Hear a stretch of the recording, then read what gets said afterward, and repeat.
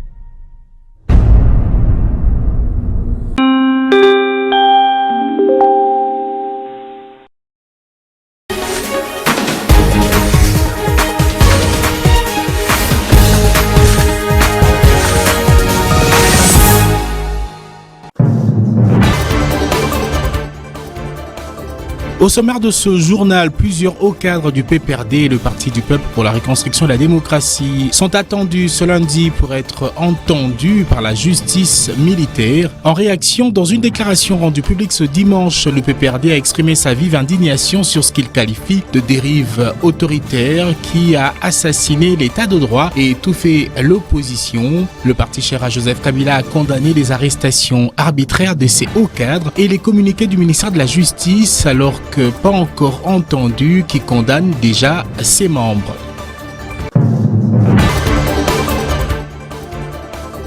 Une forte délégation des députés européens en séjour à Kinshasa au menu de leurs échanges avec les autorités congolaises. La situation sécuritaire à la suite de l'agression rwandaise. À la vice-primature en charge de la défense, la délégation a échangé avec le vice-ministre de la Défense Sami Adoubango.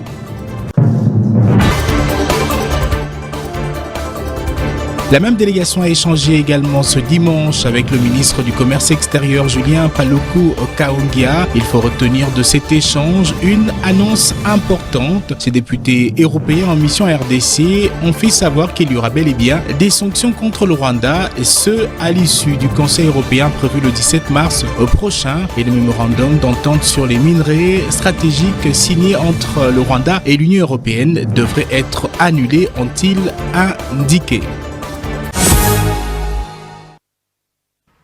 Nouvelle session d'information sur votre télévision. Bienvenue à toutes et tous. D'abord en politique, plusieurs membres du PPRD, Parti du Peuple pour la Reconstruction et la Démocratie, parti cher à l'ancien président Joseph Kabila, sénateur à vie, sont convoqués par la justice militaire ce lundi 10 mars 2025. Parmi eux, Aubin Minakou, vice-président du parti, et Ramazani Chadari Emmanuel, secrétaire permanent, à qui il a même été décidé une interdiction de sortie du pays. C'est le ministre d'État en charge de la justice et garde des Sceaux, Constant Moutamba, qui a donné cet ordre, et dans un communiqué, il affirme que les hauts cadres de ce parti de l'opposition sont soupçonnés de complicité avec les rebelles du M23 AFC. Sur la liste des membres du PPRD convoqués se trouve également, entre autres, l'ancienne sénatrice Francine Mouyouba et son époux Patrick Kanga, également Papi Tamba, India Omari, Chikes Diemou, Jean-Serge Chiben, Alain Elengue, Papi Mbao, Denis Akilanga et Aristote Ngarimé. Et la réaction officielle du parti cher à Joseph Kabila en marge de ces convocations est intervenue ce dimanche 9 mars. Le PPRD, qui a encore levé le ton, a condamné les convocations en masse de ses membres par la justice militaire. Dans une déclaration lue ce dimanche 9 mars, après une réunion interne, le PPRD a donc exprimé sa vive indignation sur ce que ses membres qualifient de dérive dictatoriale qui a assassiné l'état de droit et étouffe l'opposition. Par la voix de Luquin Kassongo, secrétaire permanent adjoint du parti, il est dénoncé qu'alors convoqué et pas encore entendu, les communiqués du ministère de la Justice condamnent déjà les membres de ce parti d'opposition. Suivez. Le Parti du Peuple pour la Reconstruction et la Démocratie, PPRD, exprime sa vive indignation face aux dérives autoritaires du régime despotique imposé par Félix Tshisekedi, qui assassine l'état de droit, instrumentalise la justice et persécute l'opposition politique dans une tentative de libérer, d'étouffer toute voix discordante en République démocratique du Congo. Le PPRD porte à l'attention de l'opinion nationale et internationale les condamnations arbitraires de ces hauts cadres du parti par le communiqué numéro 082 17 mars 2025 du ministre Moutamba, alors que ces derniers ne sont pas encore entendus par l'auditorat militaire supérieur qui les a invités. Il s'agit du professeur Robin Minakunjalandjoko, vice-président du parti, professeur Dr Emmanuel Ramazan Chadari, secrétaire permanent, maître Ferdinand Kambere Kalumbi, secrétaire permanent adjoint et les autres. Le PPRD dénonce que depuis la passation civilisée du pouvoir, facilitée par son excellent Joseph Kabila, sénateur à vie et président honoré de la République démocratique du Congo, M. Félix Tshisekedi a transformé les institutions judiciaires congolaises en instruments de persécution de l'opposition. L'appareil judiciaire, au lieu de garantir la justice impartiale, est utilisé comme une arme pour réprimer l'opposition politique, misérer le PPRD et instaurer un climat de terreur politique. Dans l'actualité, on parle également de cet échange entre Sami Adoubango, vice-ministre de la Défense, avec une délégation des députés européens en séjour à Kinshasa. C'était ce week-end. Au menu des échanges, la situation sécuritaire dans la partie est de la République démocratique du Congo, tout en indiquant leur solidarité à la population de la République démocratique du Congo. Les députés européens croient que les différents processus de Luanda et de Nairobi apporteront paix dans cette partie où les populations, vous le savez, fuient constamment la guerre. On écoute ici Thierry Mariani, il est chef de la délégation au sortir de cette audience leur accordée par le vice-ministre en charge de la Défense. Nous concluons cette deuxième journée à Kinshasa avec ma collègue Virginie Geron et mon collègue Philippe Olivier par une rencontre qui nous semblait intéressante parce que le vice-ministre de la Défense nationale et des anciens combattants, c'est un vice-ministre qui malheureusement dans sa chair a vécu du fait de ses origines régionales le drame qui secoue à l'heure actuelle une partie de la RDC. Et donc c'était d'abord l'occasion avec lui pour échanger sur son expérience concrète de citoyen qui a connu ces drames. Et après, c'est l'occasion aussi de discuter un peu de la situation de la situation militaire. On espère tous, bien sûr, que la médiation qui est enclenchée par certains pays africains, et notamment l'Angola, aboutira. Mais dans ce conflit, on n'oublie pas qu'il y a une dimension diplomatique, il y a une dimension aussi internationale. Et au niveau du Parlement européen, on y apporte notre pierre en sensibilisant nos collègues sur ce drame. Mais il y a aussi une dimension militaire où des soldats courageusement risquent leur vie, défendent leur pays et tout en ayant été reçus, et je l'en remercie, par monsieur le vice-ministre, c'est à tous ces soldats qui défendent une juste cause aussi que nous voudrions adresser nos encouragements et tout notre respect. Sachez aussi que les sanctions de l'Union européenne contre le Rwanda seront matérialisées à l'issue de la réunion du Conseil européen prévue le 17 mars prochain et le mémorandum d'entente sur les minerais stratégiques signé avec le Rwanda doit être simplement annulé car dépourvu d'une traçabilité réelle. Les masques du président rwandais Paul Kagame commencent donc à tomber. Cette annonce a été faite ce dimanche au ministre du Commerce extérieur, Julien Paluku Kahongya, par une délégation, la même délégation des députés européens chapeautés par Thierry Mariani.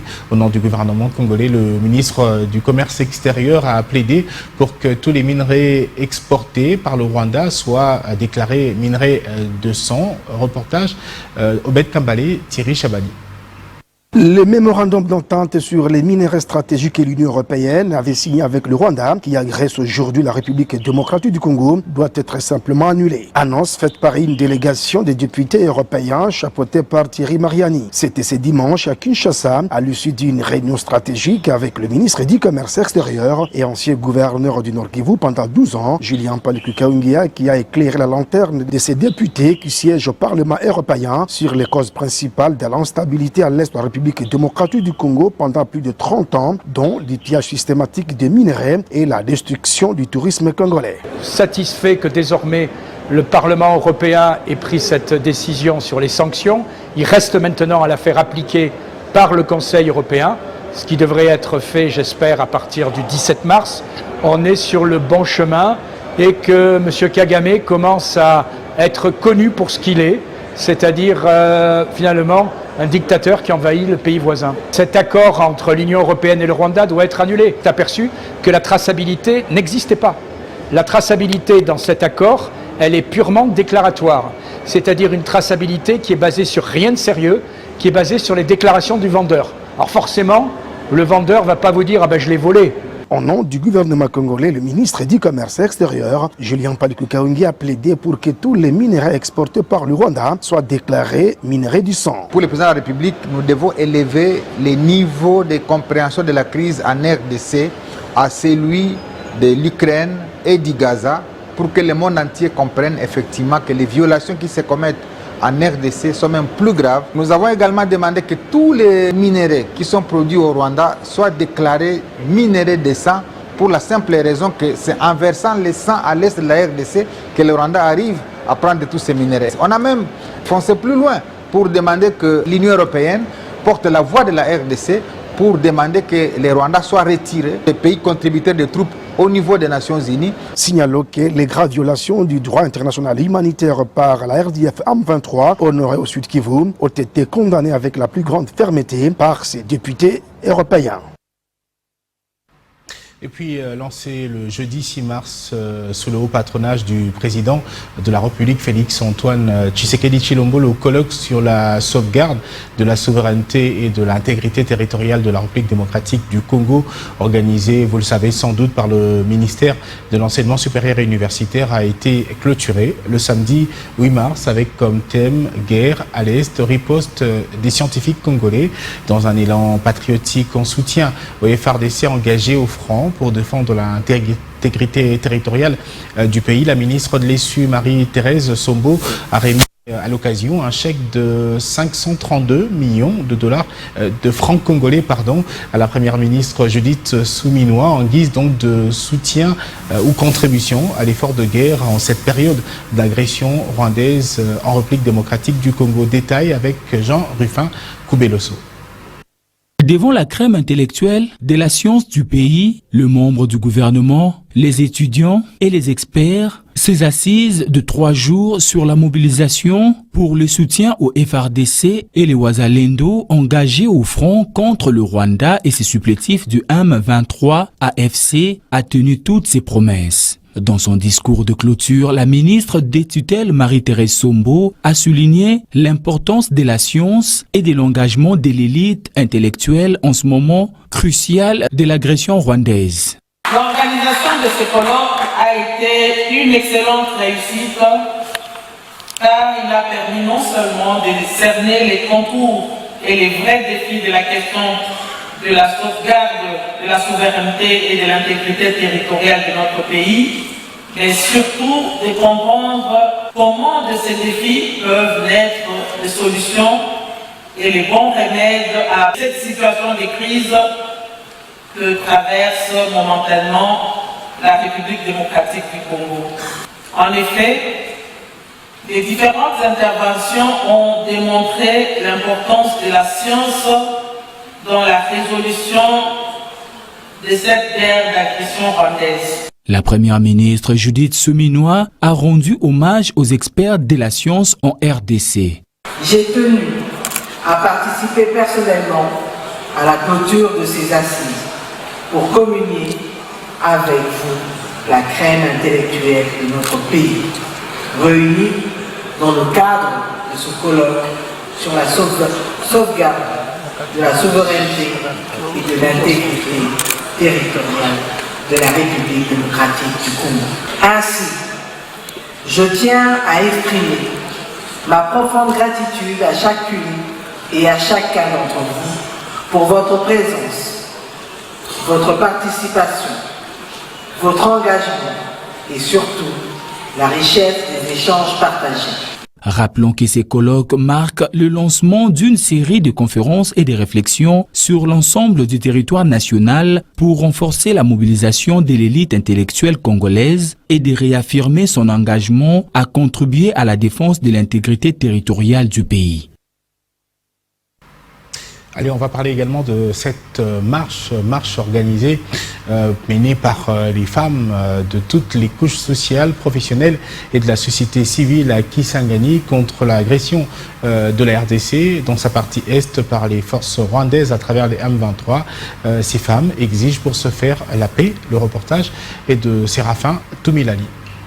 C'est par cette marche que les femmes de la province de la Chopo ont profité en ces jours de 8 mars pour manifester leur solidarité aux compatriotes congolais victimes des actes de vandalisme et de tueries et de violences subis de la part de rebelles du M23 et leurs supplétifs rwandais. Ces femmes pensent qu'il est temps d'instaurer la paix à l'est de la République démocratique du Congo, Nela Baouma. Les femmes souffrent énormément à situation de guerre et à conflit armé. Dans les perspectives d'un Congo uni, fort et prospère, nous avons besoin des apports des femmes de Goma, de Bukavu, de Sake, de Bunagana, de Kamanyola et autres coins encore sous occupation de l'armée rwandaise et des terroristes de AFC M23. Il n'y a pas de la République démocratique du Congo sans la totalité du Nord et Sud-Kivu. Nous, les femmes de la province de la Chopo, n'avons qu'une seule recommandation qui s'adresse à nos autorités politiques, la paix. Face aux femmes à l'esplanade de la Poste, Paul Lendongolia, gouverneur de la province de la Chopo, promet son soutien à la lutte que mènent les femmes de sa province. Toutes les femmes de la Chopo sont donc appelées à participer activement à la défense de ses droits aux côtés des hommes, et c'est au quotidien et à travers plusieurs autres activités prévues durant ces mois de la femme, telles que les dons de sang. Au cours de ce mois de mars, plusieurs activités sont prévues pour interpeller la communauté internationale et locale à s'impliquer pour que la paix revienne à l'est de la RDC. Pour cette année, elle a été célébrée autour du thème international pour toutes les femmes et les filles, droit, égalité et autonomisation, alors qu'au niveau national, ici en RDC, il a été opté pour la thématique La Congolaise au centre des ambitions. À cette occasion, le coordonnateur résident du système des Nations Unies en RDC, Bruno Lemarquis, a salué la résilience et le courage exceptionnel des femmes et filles congolaises malgré les épreuves. Il a pour ce faire, à l'occasion donc de la Journée internationale des droits de la femme, réitéré l'engagement des Nations Unies et leurs partenaires à soutenir les femmes et les filles en République démocratique du Congo et à promouvoir surtout un environnement où elles peuvent pleinement exercer leurs droits. Suivez. Cette célébration prend un sens particulier en RDC, où les femmes sont des piliers de la société et jouent un rôle clé dans la construction d'une nation forte et inclusive. Mais cette journée a également lieu dans un contexte d'une grande gravité, et alors que le pays fait face à une nouvelle page douloureuse de son histoire. Depuis janvier 2025, en effet, la crise à l'est de la RDC s'est sérieusement aggravée, exacerbant la situation humanitaire, impactant particulièrement les femmes et les filles. Les violences basées sur le genre, notamment les violences sexuelles, les abus et les déplacements forcés, se sont intensifiés, plongeant des milliers de femmes dans une précarité extrême. Loin d'être de simples actes isolés, ces violences sont devenues systématiques, perpétuées dans un climat d'impunité alarmant. Privées d'accès aux services sociaux de base et exposées aux exactions des groupes armés, les femmes et les filles subissent une tragédie humaine. Malgré ces épreuves, elles font preuve d'une grande résilience et d'un courage exceptionnel. Dans les camps de déplacés, les villages et les grandes villes comme Kinshasa et Goma, elles continuent de soutenir leurs familles, de porter des initiatives économiques et de contribuer activement à la société. Il est impératif que les droits des femmes et des filles soient placés au cœur des politiques de paix et de reconstruction. Il est important que les femmes soient présentes à la table des négociations de paix. Il est aussi important qu'elles participent activement à la mise en place de solutions permettant un retour sûr, une intégration locale ou une relocalisation digne et volontaire des personnes déplacées, afin de garantir leur stabilité et leur réintégration dans la société. La justice, la lutte contre l'impunité, la mise en place de véritables mécanismes de protection sont les premiers éléments d'un traitement qui en appelle à notre responsabilité collective. Car il ne saurait y avoir de paix sans justice. Cette journée du 8 mars est également un appel à renforcer la présence des femmes au poste de leadership, de responsabilité, que ce soit dans les instances gouvernementales, les entreprises ou les organisations, nationales et internationales.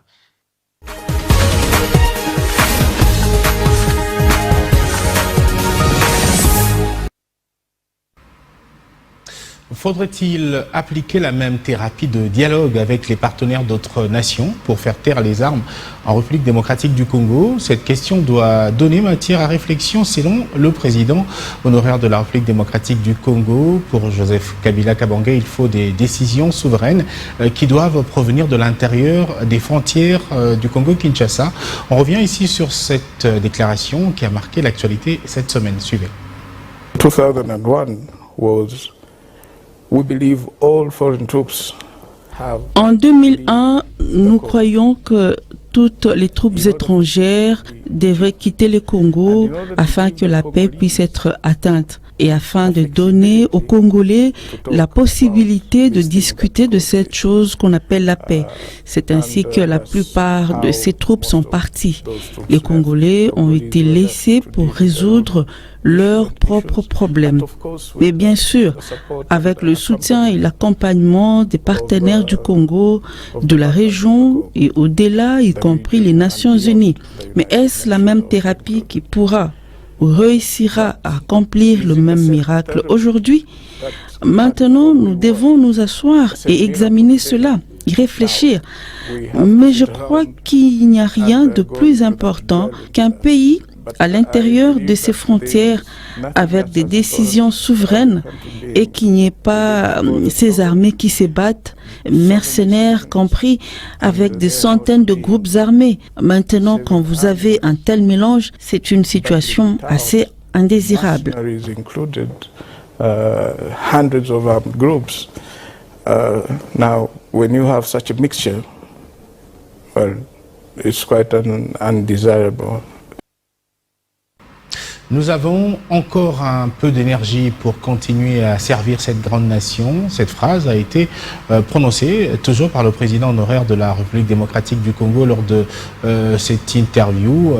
C'était à l'occasion de son passage lundi donc sur les antennes de la télévision nationale namibienne, confirmant donc la fin de sa longue période de silence au sujet de la guerre dans l'Est du pays. Joseph Kabila Kabange, qui ne réitère pas l'idée d'une médiation africaine dans cette crise, estime que les Congolais connaissent mieux leur nation plus que toute autre personne. Je propose de l'écouter encore une fois. My advice, if at all anybody wanted my advice on this particular issue, my advice could be talk to the Congolese people. Mon conseil, si jamais quelqu'un voulait mon avis sur cette question particulière, mon conseil serait de parler au peuple congolais. Ils savent mieux, car ils ont déjà vécu cela. Ils ont grimpé cette montagne, ils sont descendus dans la vallée et c'est une autre montagne à gravir. Ils savent mieux comment et ce qu'ils souffrent. Je sais que l'initiative est de faire venir des médiateurs d'Afrique de l'Ouest et d'autres pays africains. Mais aucun médiateur ne vous dira jamais qu'il connaît le Congo mieux que les Congolais eux-mêmes.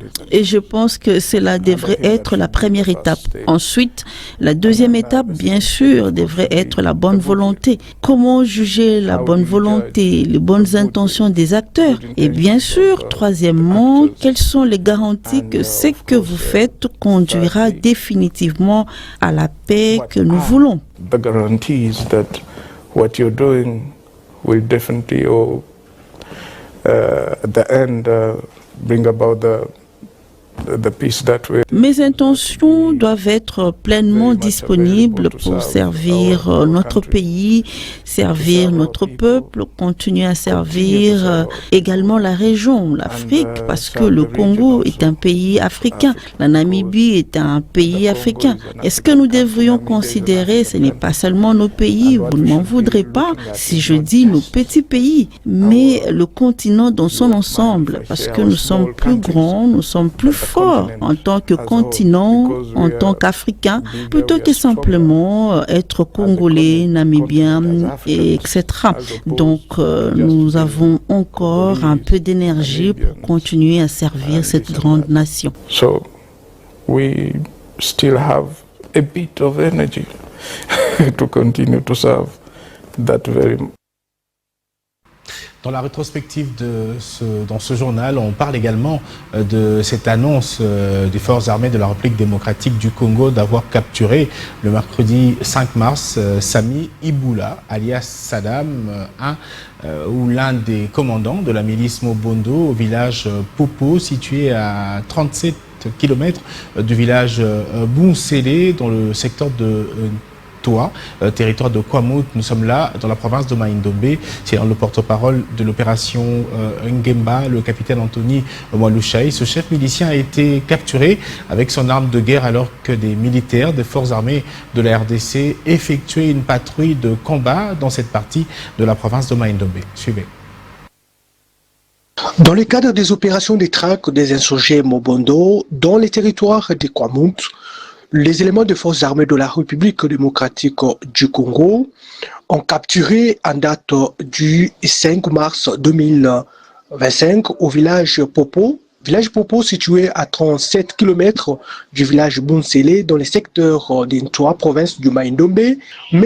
Iboula Sami alias Saddam, de son vrai nom, qui a été capturé ainsi avec son arme de guerre. Pour l'instant, M. Iboula Sami alias Saddam est en train d'être interrogé par les services spécialisés pour avoir les détails sur lui et sur les groupes qu'il dirigeait. L'armée congolaise reste mobilisée et engagée à en finir avec la milice Mobondo dans l'ensemble de la zone opérationnelle Ngemba. Et les commandants des opérations Ngemba Axe Kwamut Bakata continuent à appeler encore les insurgés qui sont bloqués dans des brousses par leurs leaders à faire le tout possible pour fuir, se rendre auprès des éléments. Ils seront sécurisés s'ils aiment réellement leur vie. Au cas contraire, ils seront traqués et mis hors d'état de nuire.